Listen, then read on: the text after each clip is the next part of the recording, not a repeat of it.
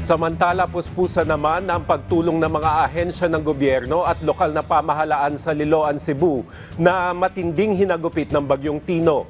Kabilang sa mga pangangailangan ng ating mga kababayan doon ay gamot at pagkain.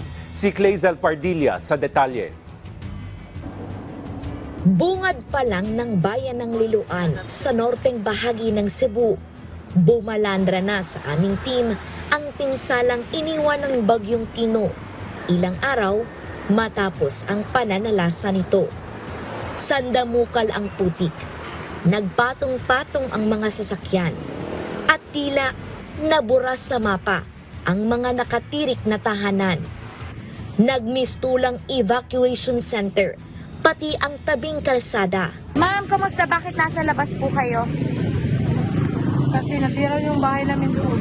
Apo, ano pong itsura? Hindi na may tsura. Walang-wala na po. Lahat wala. Saan kayo natutulog? Yan yung tulugan namin. Dito po kayo natutulog? Malamig. Tapos, may kabo, may ingay. Pero kailangan magtiis. Oo, para lang sa may matulugan. Pagpasok sa barangay Kotkot, tumambad ang mga residenteng hindi pa raw nahahatira ng tulong. Nawas out ang bahay namin. Lahat-lahat. Wala kaming tulugan. Wala kaming mga damit, mga bata, walang mga pagkain, wala lahat. Was out. Ang 3 days na ngayon, Wala kaming mabibilhan. dumating na pagkain. No tulong na dumating dito. Mga tubig, tsaka mga damit, lahat. Mga brief, Colgate, mga shampoo, gano'n, lahat talaga, wala sa amin. Apo. Ano kami lahat dito, yung wala kaming magawa.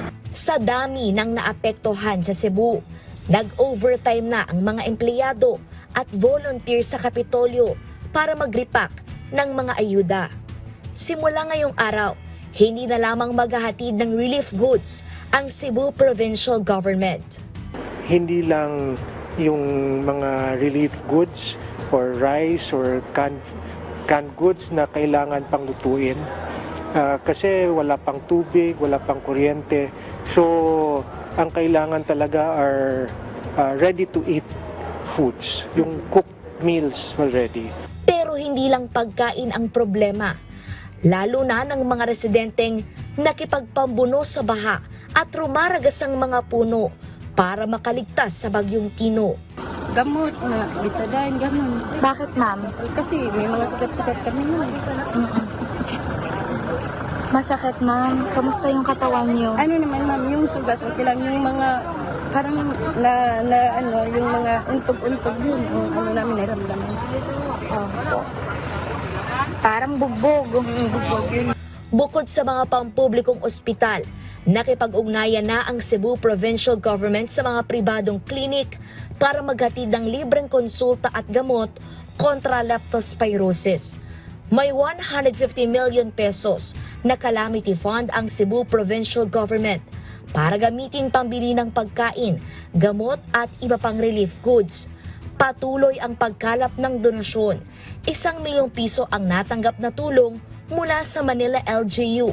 Nananawagan din ang Kapitolyo ng mga volunteer sa paghahatid ng ayuda.